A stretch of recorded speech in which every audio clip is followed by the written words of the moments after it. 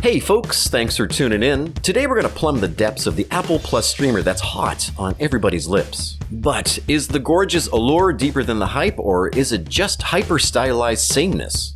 Well, take my hands, friends, as we belly flop into the breach. And fair warning, spoilers are ahead, so if you haven't seen The Gorge yet, circle back after you've digested it. This Full Metal Jacket rom-bomb makes an unusual entrance with a headshot and indelibly sets the tone. An unorthodox romance rarely seen in film, and this romance is hands down the most interesting part of the film going forward. We're introduced to big-eyed Drasa, a covert Lithuanian operative, as she joins her father for the last time. He's doomed by a terminal cancer diagnosis. Stoically, he reveals to Drasa of his plans to check out on Valentine's Day. Wherever you are, you light a candle for me, you look at the hunter in the night sky, then you'll know.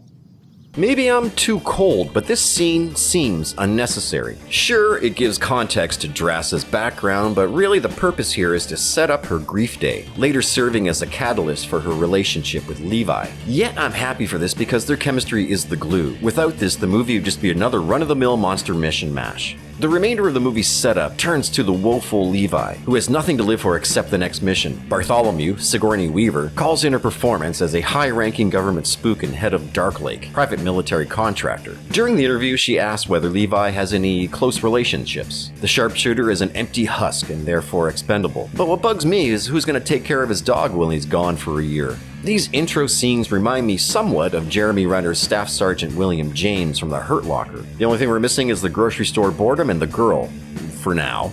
Levi doesn't strike me as an adrenaline junkie. Instead, he's resigned to perpetually wear poopy pants. Regardless, Levi parachutes into the cryptic year-long rotation. He's greeted by DJ, the soldier that he's relieving. The only information shared between them is the decades-long practice of telephone, dating back to the Second World War.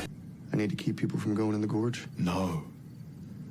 You need to stop what's in the gorge from coming out.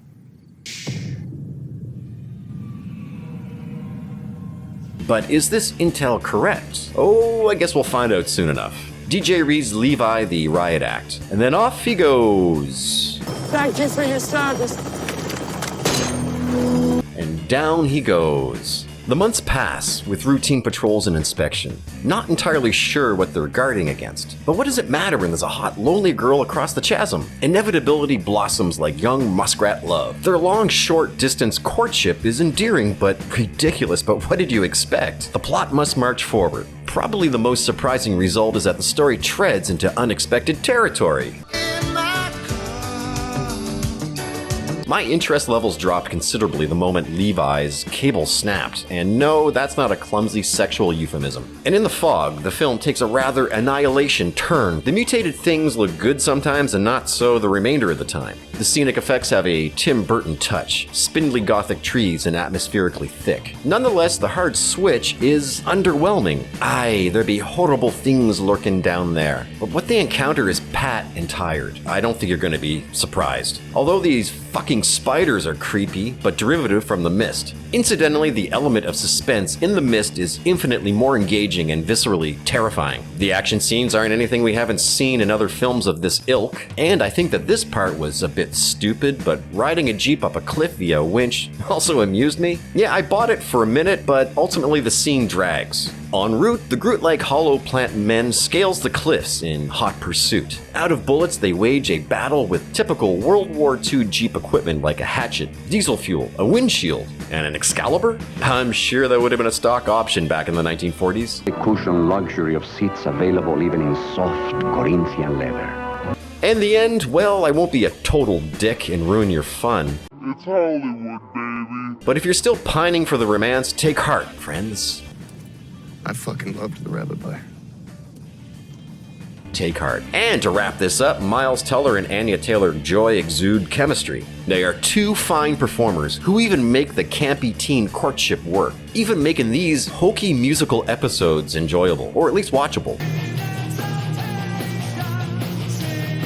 Then there is the practicality of only having 2 guards to man the isolated facility. But why only 2 people? And why only 2 towers? Regardless of the mines and the phalanx batteries along the gorge, the mutants wouldn't only ascend close to the towers, right? Yes, I know 3's a crowd, but what if one or both have a medical emergency? They're only permitted to check in with Darklake once a month. What if there's a catastrophic problem with the base? Is there ever an opportunity for structural maintenance? But I guess not too many maintenance crews would want to sign on. Thank you for your service. And after all, this facility has been standing since the Second World War, so surely, with high explosives rigged all over the place, there's a likelihood of critical collateral damage. I mean, just ask Drassa. And like many others have mentioned online, the Gorge is trying to be too many movies in one. The tired, corrupt corporate meddling with Pandora's box, CGI monster bash action film, and of course... And all in all, love reigns supreme, and a covert government black op can't stop it. The Gorge is a good popcorn movie, but it's really nothing special. And there you go, folks. What's your take on The Gorge? Is it worth the hype? Let me know down below. And please, help boost this channel by giving a like, sharing, and subscribing. Thanks for hanging out, and I will catch you in the next one.